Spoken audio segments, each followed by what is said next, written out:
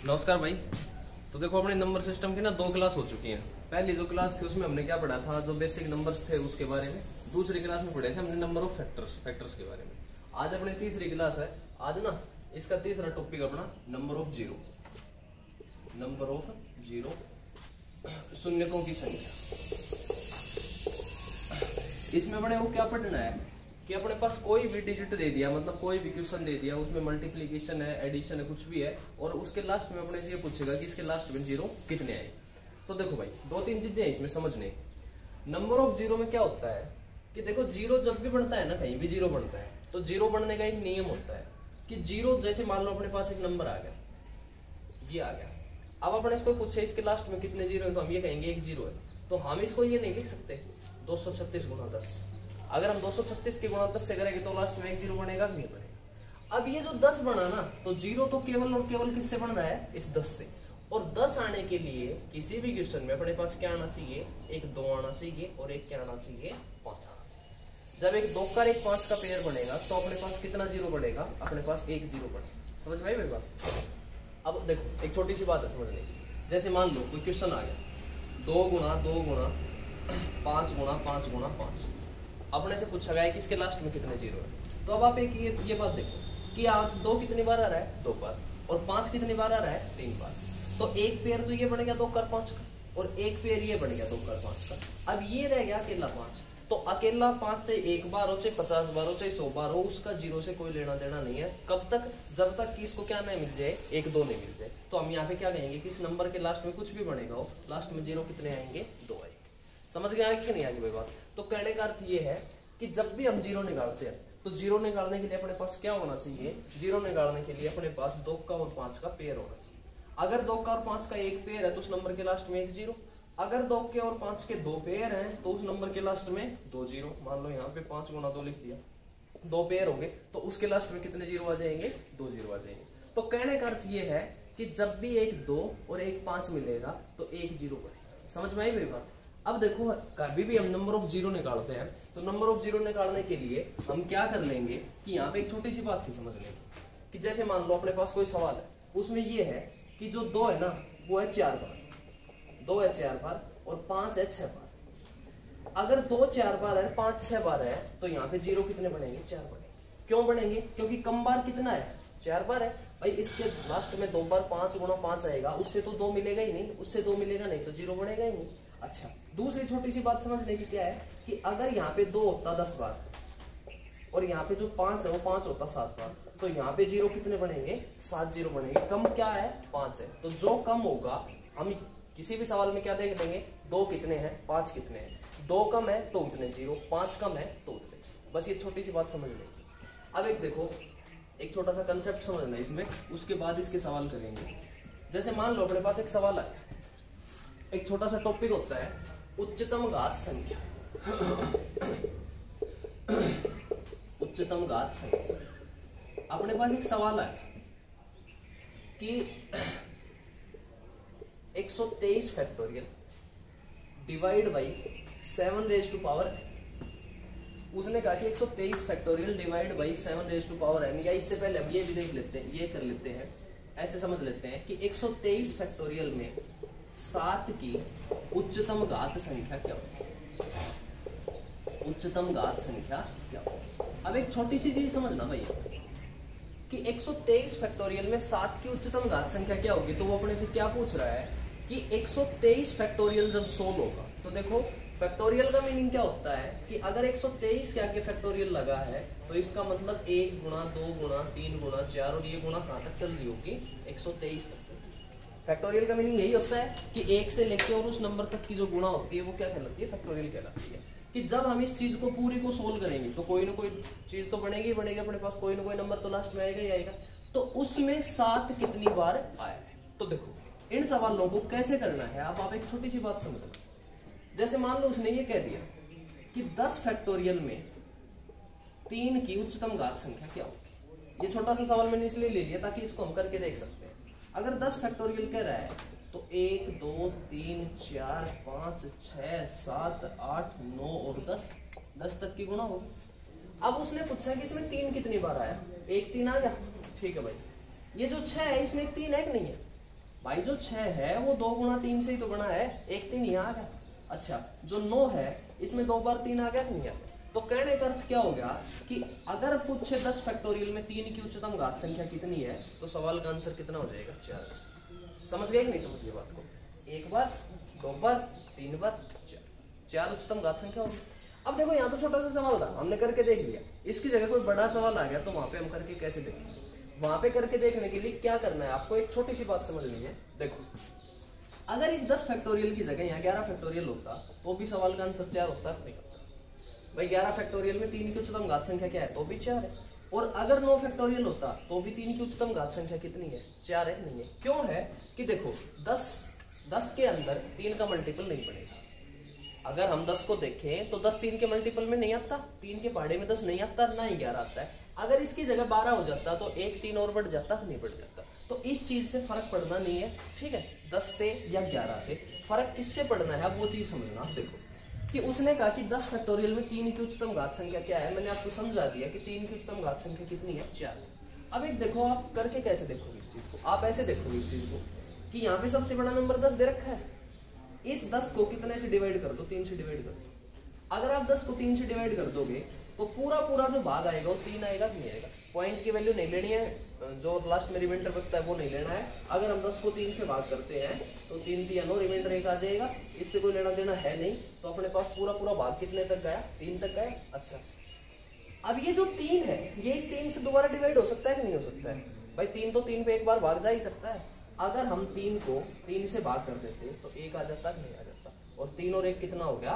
4। और अपने पास कितने बार 3 आ गया? 4 बार। समझ गए कि नहीं समझ गए मेरे बात को? अगर मान लो यहाँ पे होता कि 16 फैक्टोरियल में 3 की उच्चतम घात संख्या बताओ, तो आप 16 को कितने से डिवाइड करते? 3 से। 3 5 15, तो एक बार तो कितना आ गया? 16 को 3 से डिवाइड किया तो अपने पास कितना आ गया? 5 आ गया। अब ये जो 5 है 3 से बड़ा है कि नहीं है? तो 5 एक बार तो 3 को भाग कर जाएगा कि नहीं कर जाएगा? अगर आप 5 को 3 से डिवाइड करते हो तो 1 आ जाएगा कि नहीं आ जाएगा? इसका मतलब यहाँ पे कितने 3 आएंगे? 16 फैक्टोरियल में 3 की उच्चतम घात संख्या कितनी होगी? 6 होगी। बात समझ गए कि नहीं समझ गए? ये उच्चतम घात संख्या में क्यों सिखा रहा हूँ ये थोड़ी देर में अभी समझ में आ जाएगी आपको नंबर ऑफ जीरो में इसका क्या रोल है। अब देखो अपने सवाल पे आते हैं कि 123 फैक्टोरियल में 7 की उच्चतम घात संख्या क्या होगी? अगर 123 फैक्टोरियल में 7 की उच्चतम घात संख्या पूछता है तो आप 123 को कितने से डिवाइड कर दोगे? 7 से। अगर आप 123 को 7 से डिवाइड करोगे तो 7 एकम 7 बच गया 5, 3 आ गया, 7 7 49, 17 पे चला गया पूरा। अच्छा 17 है वो 7 से बड़ा है। 17 को जब 7 से डिवाइड करोगे तो 2 पे चला जाएगा, 7 दूनी 14। ठीक है अब आप ये बताओ मेरे को, ये 2 दोबारा 7 से भाग होगा? ये तो 7 से छोटा आ गया। इसका मतलब कहने का क्या हो गया? 17 और 2 कितने हो गए? 19। कि 123 फैक्टोरियल को जब आप सोल्व करके लिखोगे तो उसमें 7 कितनी बार आएगा? उसमें 7 19 बार। समझ गए कि नहीं समझ गए? क्लियर होगी कि नहीं होगी? तो ये होती है अपने पास उच्चतम घात संख्या। जैसे इसका एक सवाल आता है, कई बार आया सवाल एक पेपर में कि 179 factorial divide by 5 raise to power n, ठीक है? और ये नंबर इसको पूरा डिवाइड करेगा तो n का अधिकतम मान क्या होगा? n का अधिकतम मान क्या होगा? अब आप इस चीज को सोल्व करोगे तो देखो यहाँ पे मान लो ऐसे होता कि 10 factorial divide by 5 raise to power n और n का अधिकतम मान क्या होगा? ये नंबर इसको पूरा डिवाइड करता है। तो 10 फैक्टोरियल को आप ये लिखोगे 1 2 3 4 5 6 7 8 9 और 10, ठीक है भाई? अब divide by 5 raise to power n की वैल्यू 0 तो रखने से तो पूरा डिवाइड हो ही जाएगा। 0 रखने का तो कोई मैटर है ही नहीं। दूसरी बात वो पूछ क्या रहा है? अधिकतम मान, मैक्सिमम वैल्यू। अच्छा n की जगह अगर आप 1 रख देते हो तो 5 की पावर 1 होगी, 5 की पावर 1 हो गया, 5 पूरा डिवाइड हो गया नहीं होगा? अच्छा 1 पे सेटिस्फाई कर गया।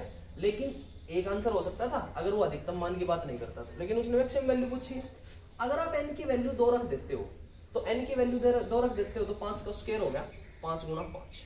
अब ये 5 गुणा 5 हो गया तो ये बताओ इस 10 को 5 गुणा 2 लिख सकते हैं? नहीं लिख सकते, कोई फर्क थोड़ी पड़ना है। तो 1 5 इस 5 से कट जाएगा नहीं कट जाएगा? इसका मतलब n की वैल्यू 2 भी सही है। अच्छा अगर आप n की वैल्यू 3 ले लेते हो तो ये 2 तो ठीक है, अब ये तीसरा 5 आ गया, ये कहीं काटेगा क्या ऊपर? ये तो पूरा डिवाइड करेगा ही नहीं। इसका मतलब n की मैक्सिमम वैल्यू कितनी आ सकती है? 2 आ सकती है कि नहीं आ सकती है? इसी सवाल में अगर वो ये पूछ ले आपसे कि 10 फैक्टोरियल में 5 की उच्चतम घात संख्या क्या होगी, उच्चतम घात संख्या क्या होगी, तो भी अपना आंसर यही आता नहीं आता। भाई 10 को कितने से डिवाइड करते, 5 से, 2 आ गया, 2 तो 5 से छोटा है, आगे भाग जाएगा ही, सवाल का आंसर कितना होगा 2। समझ गए कि नहीं समझ के बात को। तो ये जो सवाल दिया हुआ है कि 179 factorial divide by 5 raise to power n, और उसने पूछा n का अधिकतम मान बताओ, n की मैक्सिमम वैल्यू बताओ कि ये इस नंबर को पूरा पूरा डिवाइड कर जाए। तो ये अपने से यही तो पूछ रहा है कि 179 फैक्टोरियल में 5 कितनी बार आएगा, 179 फैक्टोरियल में 5 की उच्चतम घात संख्या क्या होगी। आप क्या करोगे, 179 को कितने से डिवाइड कर दोगे, 179 को 5 से, कितने पे चला जाएगा, 35 5 175 होते हैं, 5 5 25, 3 5 15, 35 5 से जाएगा, कितने पे चला जाएगा, 7 पे चला जाएगा, 7 5 से कितने पे चला जाएगा, 1 पे चला जाएगा, 35 और 7 42, 42 और 1 43, सवाल का आंसर कितना हो गया 43।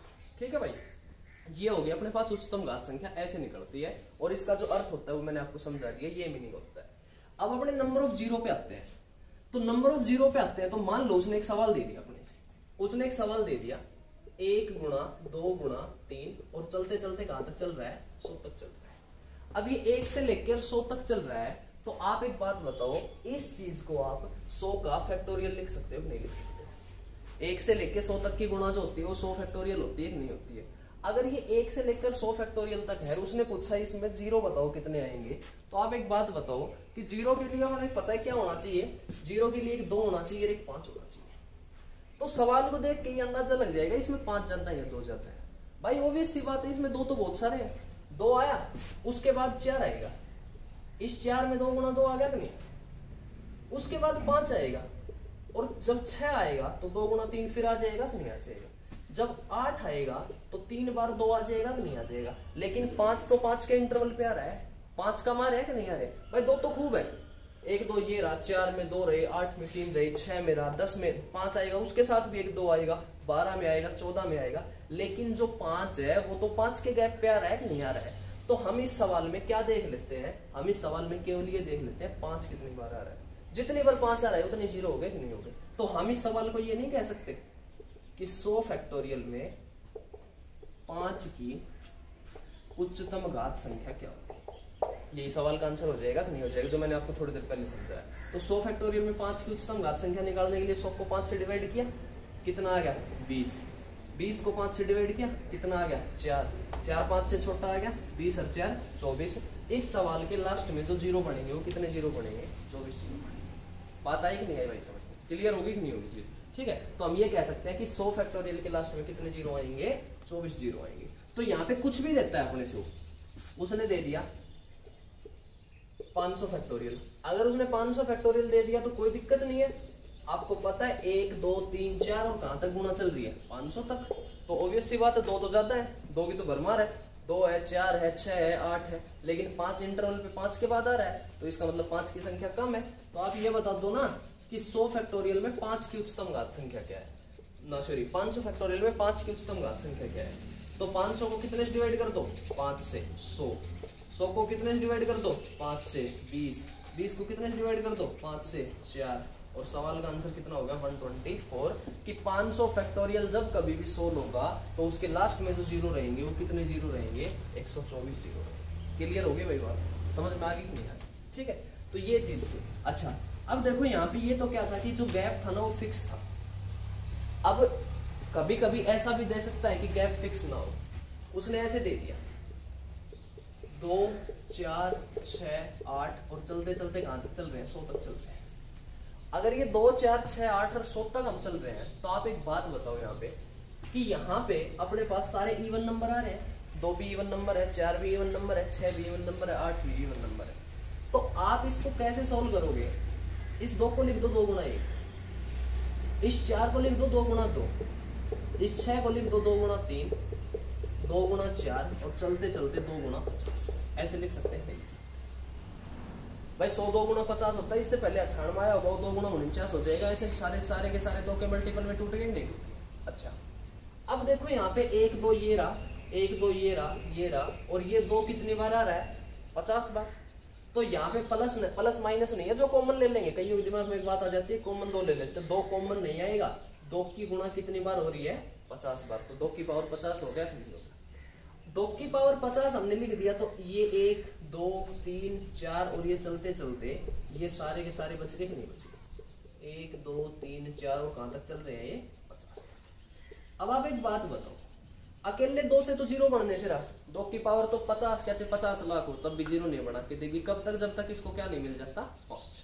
अच्छा, अंदर भी तो 2 है और अंदर भी 5 है भाई, बाहर तो कोई 5 है नहीं, लेकिन अंदर 2 भी है अंदर 5 भी है, और देखने से पता चल रहा है 2 जाता है 5 का। तो 1 से लेके 50 तक की जो गुणा है ये 50 फैक्टोरियल हो गया, नहीं हो गया? 1 गुणा 2 गुणा 3 गुणा 4 गुणा 50 फैक्टोरियल हो गया। अगर 50 फैक्टोरियल हो गया तो 50 फैक्टोरियल में कितने जीरो बन जाएंगे भाई? कितनी बार 5 आ जाएगा? 10। 10 को 5 से डिवाइड किया कितना आ गया? 2, और 10 और 2 कितने हो गए? 12। इस वाले 2 की कोई जरूरत नहीं पड़ी अपने को। अगर मान लो अंदर 5 जाता होते तो बाहर वाला 2 ले लेते, लेकिन इसकी जरूरत नहीं पड़ी। अंदर 2 भी थे अंदर 5 भी थे, तो सवाल का आंसर कितना हो गया? 12। किस नंबर के लास्ट में कितने जीरो आएंगे? 12 जीरो। समझ में आ गई बात? अच्छा, अगर मान लो इसकी जगह वो ये दे देता 1 3 5 7 और चलते चलते 99, इस नंबर के लास्ट में कितने जीरो आएंगे? तो देखो ये ओड नंबर की सीरीज है, ये विषम संख्याओं की सीरीज है। अगर ये ओड नंबर की सीरीज है तो भाई एक बात बताओ आप मेरे से कि इसमें कहीं 2 आएगा क्या? ओड नंबर में 2 आ ही नहीं सकता। 2 तो जहां मल्टीप्लाई हो गया वो नंबर इवन बना देगा कि नहीं बना देगा? सम संख्या बन जाएगी कि नहीं बन जाएगी?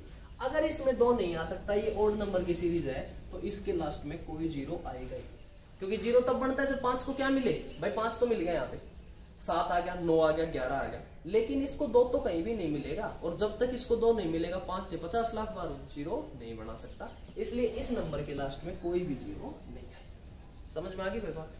ठीक है, दूसरी चीज होगी।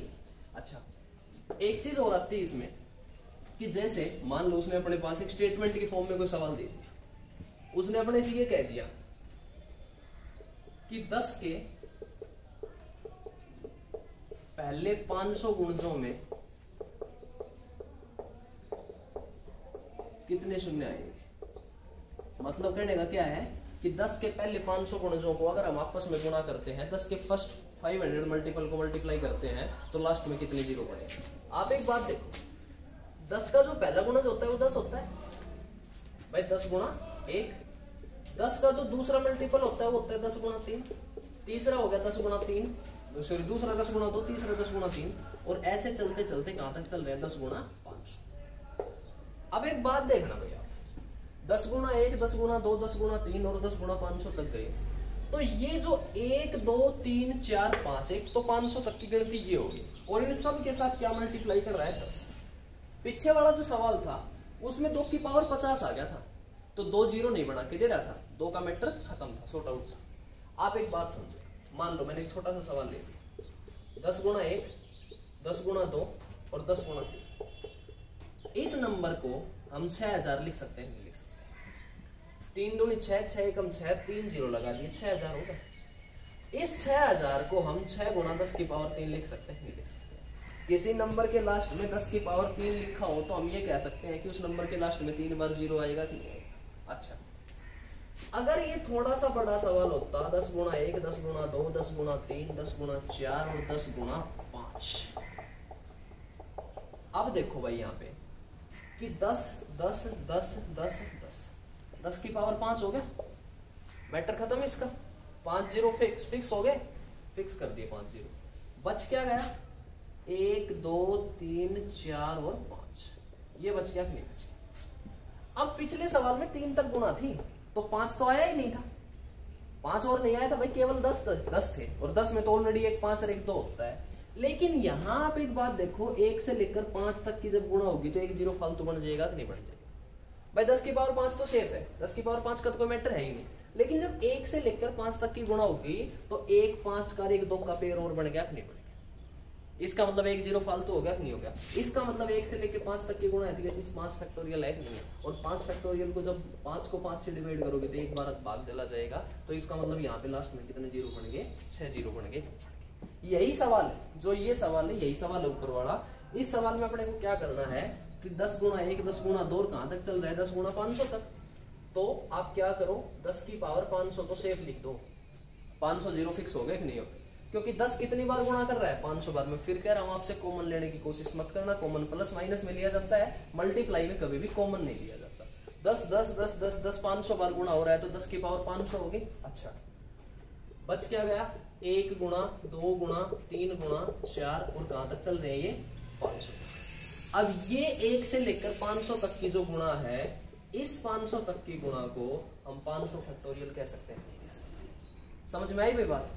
अब 500 फैक्टोरियल थोड़ी देर पहले सिखाया था आपसे कि 500 को 5 से डिवाइड किया 100, 100 को 5 से डिवाइड किया 20, 20 को 5 से डिवाइड किया 4 और कितना आ गया 1 2 4, 124 जीरो हो गए। यहाँ पे 124 जीरो तो बना देगा ये, ठीक है। और 100 कुछ भी नंबर बनेगा उसके लास्ट में 124 जीरो यहाँ से फिक्स हो गए, और 500 जीरो ये भी है नहीं है भाई। एक सवाल आ गया 45 गुणा 10 की पावर 3, तो हम ये कह सकते हैं कि इस नंबर के लास्ट में 3 बार जीरो आएगा कि नहीं आएगा। ये नंबर 45,000 है कि नहीं है, 45,000 है, तभी तो हमने 45 गुणा 10 की पावर 3 लिखा है भाई। 45,000 ही तो है ये, तभी तो लिखा है हमने। तो इसको 10 की पावर 3 लिख दिया, तो हम ये कह सकते हैं कि यहाँ पे 3 जीरो आएंगे, तो 124 जीरो तो इसके आगे और 500 जीरो हो गई ये, तो 500 और 124 कितने जीरो हो गए, 624 जीरो हो गए कि नहीं हो गए। मतलब 10 के पहले 500 गुणजों की जब हम गुणा करेंगे तो उस नंबर के लास्ट में कितने जीरो आएंगे, 624 जीरो आएंगे। समझ में आ गई नहीं आ गई बात, ठीक है। तो ये अपना दूसरा कंसेप्ट था नंबर ऑफ जीरो का। अच्छा, इसके बाद एक दो छोटी मोटी चीजें और आती है इसमें। जैसे मान लो अपने पास एक सवाल आ गया, अपने पास एक सवाल आ गया 2 की पावर 119, 2 की पावर 118, 2 की पावर 117, 3 की पावर 121, 3 की पावर 120 और 3 की पावर 119, ठीक है। ये सवाल है, उसने पूछा इस नंबर के लास्ट में कितने जीरो आएंगे। अब इस नंबर के लास्ट में कितने जीरो आएंगे, अगर आप इस सवाल को सोल्व करोगे तो शुरुआत में देखते ही लगता है 5 तो दिख नहीं रहा, 5 नहीं दिख रहा तो जीरो बनेगा नहीं, लेकिन एक्चुअल में जीरो बनेगा। वो कैसे बनेगा, अब एक चीज समझना, आप देखो कि ये पूरी एक टर्म है और ये पूरी की पूरी एक टर्म है। अगर ये दोनों सेम अलग अलग टर्म है तो जब आप इस टर्म को सोल्व करोगे तो 2 की पावर 117 कॉमन ले सकते हैं, नहीं ले सकते भाई। प्लस माइनस में तो कॉमन आ जाता है। अगर 2 की पावर 117 कॉमन आ गया तो कॉमन आने का मतलब होता है हम तीनों टर्म को 2 की पावर 117 से डिवाइड कर रहे हैं। तो अगर हम यहाँ पे डिवाइड कर रहे हैं तो 2 की पावर 2, 2 की पावर 1 और 2 की पावर 0 ये बच जाएगा, नहीं बचेगा भाई। इसके अंदर गुणा करके देख लो, 2 की पावर 117 की गुणा अंदर करोगे 2 की पावर 2 से तो 2 की पावर 119 बनेगा। बेस सेम है तो पावर ऐड होगी। यहाँ पे बेस सेम है तो 2 की पावर 118 बनेगा, यहाँ पे बेस सेम है तो 2 की पावर 117 बनेगा, नहीं बनेगा। अच्छा, इसी तरह यहाँ अगर आपने 3 की पावर 119 कॉमन ले लिया तो 3 की पावर 2, 3 की पावर 1 और 3 की पावर 0 बन जाएगा, नहीं बन जाएगा। समझ में आ गई बात। अच्छा, अब ये देखो आप यहाँ पे कि 2 की पावर 117 है तो ये तो ठीक है, काम आने वाली चीज है। 2 का तो 5 में 0 बनाने में रोल होता है। 4 माइनस 2 माइनस 1, किसी नंबर की पावर 0 1 होता है। 2 की पावर 1 2 हो गया, 2 की पावर 2 4 हो गया। 3 की पावर 119, 3 का स्क्वायर 9 माइनस 3 माइनस 1, 3 की पावर 0 1 हो गया। 4 में से 3 गया 1 बच गया भाई। ये पूरी टर्म है 3 नेगेटिव के 4 पॉजिटिव के, पॉजिटिव का 1 बच गया। तो 2 की पावर 117 गुणा 1 आ गया, गुणा 3 की पावर 119 और गुणा क्या आ गया, माइनस के 4 हो गए, प्लस के 9 है, एक 5 बन गया, एक 5 बन गया नहीं बन गया। 3 की पावर 119 से लिख ही रहे तो लिख ही रहने दो, नहीं लिख रही तो मत लिख ही रहने दो, डजंट मैटर, इसका कोई लेना देना है नहीं। इसका मतलब 5 की पावर कितनी है, 1 है। 2 की पावर कितनी है, 117 है। नंबर के लास्ट में 0 कितना आ जाएगा, नंबर के लास्ट में 0 1 आ जाएगा। समझ गए कि नहीं समझ गए बात, क्लियर होगी कि नहीं होगी। तो कर सकते हो कि नहीं कर सकते हो आराम से, कोई दिक्कत है तो बताओ इस सवाल। ठीक है भाई, एक सवाल भी आया। देखो इसमें कुछ ज्यादा सोच विचार करने की जरूरत नहीं है। यहाँ पे अपने को दिख रहा है 2 की पावर 117 कॉमन आ जाएगा, यहाँ पे दिख रहा है 3 की पावर 119 कॉमन आ जाएगा। तो यहाँ पे अंदर क्या बच गया, 1 बच गया, यहाँ पे अंदर क्या बच गया, 5 बच गया। तो हमने इसको सोल्व करके लिख दिया। अब 3 की पावर 119 इसलिए जरूरी नहीं है अपने पास क्योंकि इसका 5 से कोई लेना देना है नहीं, ना तो ये 5 कम कर सकता है ना ये 5 ज्यादा कर सकता है। तो 2 की पावर 117 गुणा 5 की पावर 1, कहने का अर्थ क्या हो गया कि पेयर कितना का बनेगा, केवल 1 ही बन सकता है भाई। 5 की पावर कम है तो 5 की 1 पावर है वो 1 2 ले लेगी और 1 0 बना देगी। बाकी 2 से कितने बार फिर 0 बनना है। क्लियर होगी मेरी बात? ठीक है। अच्छा, इसके बाद देखो यहां पे मान लो ऐसे आ गया 8 की पावर 121 119 ले लो, 8 की पावर 119, 8 की पावर 118 माइनस 8 की पावर 117, और ये आगे वाली टर्म सेम लिखी। अगर ये चीज आ गई अपने पास तो आप देखो यहाँ पे क्या करोगे कि 8 की पावर 117 कॉमन आ जाएगा। अगर 8 की पावर 117 कॉमन आ गया तो 8 का स्क्वायर माइनस 8 की पावर 1 और माइनस 8 की पावर 0, और यहाँ भी अभी हमने सोल्व किया है 3 की पावर 119 कॉमन आ जाना है। 3 की पावर 119 कॉमन आने के बाद 3 का स्क्वायर, 3 की पावर 1, 3 की पावर 0, ये बच जाता है। अब आप ये देखो कि 8 की पावर 117, 8 का स्क्वायर होता है 64 माइनस 8 माइनस 1, किसी नंबर की पावर 0 1 हो गया। 3 की पावर 119 अब मत लिखो, समझा दिया आपसे, इसका 0 से कोई मैटर है नहीं, ना ये 0 कम कर सकता है ना ये 0 ज्यादा कर सकता है। ये हो गया 9, ये हो गया 3, ये हो गया 1, 9 में 4 गए कितना आ गया 5, 1 5 आ गया। अब यहाँ पे 8 की पावर 117 है और गुणा ये 64 है, और 64 में से कितने घटा देंगे 9 घटा देंगे भाई, 8 रहे 9 नेगेटिव के, अगर 64 पॉजिटिव का है तो यहाँ पे गुणा 55 बन गया, गुणा 55 बन गया, और गुणा क्या है 5।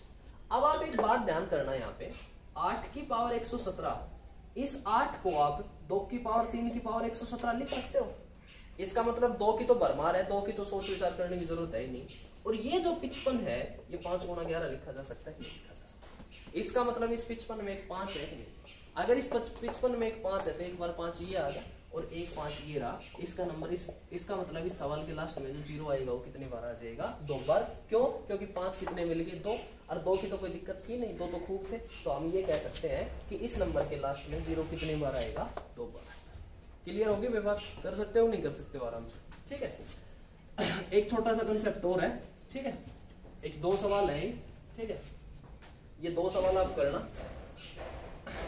जैसे मान लो अपने पास आ गया 1 की पावर 1, 2 की पावर 2, 3 की पावर 3, और चलते चलते उसने दे दिया 25 की पावर 25, ठीक, और उसने ये पूछ लिया कि इस नंबर के लास्ट में 0 कितने आएंगे। तो देखो एक चीज समझ लेना भैया कि 2 की पावर 2 है तो 4 की पावर 4 रहा होगा, 6 की पावर 6 आएगा, 8 की पावर 8 आएगा, 10 की पावर 10 आएगा। इसका मतलब जो 2 है वो तो खूब है, कमी किसकी है 5 की। तो क्या ढूंढ लेते हैं 5। तो पहला जो 5 आएगा वो आएगा 5 की पावर 5 में, अगला जो 5 आएगा वो आएगा 10 की पावर 5 में, ना सॉरी 10 की पावर 10 में, अगला जो आएगा वो आएगा 15 की पावर 15 में, फिर आएगा 20 की पावर 20 में, और फिर आएगा 25 की पावर 25 में, ठीक है।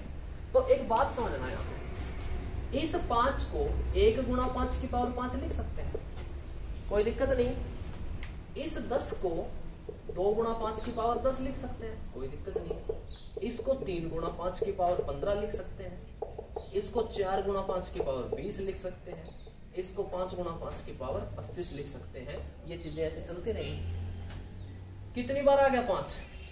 5 बार। कितनी बार आ गया 5? 10 बार। कितनी बार आ गया 5? 15 बार, 20 बार। और यहां देखो आप, यहां जो 5 आएगा वो 50 बार आएगा कि नहीं आएगा? समझ में आई कि नहीं आई बात?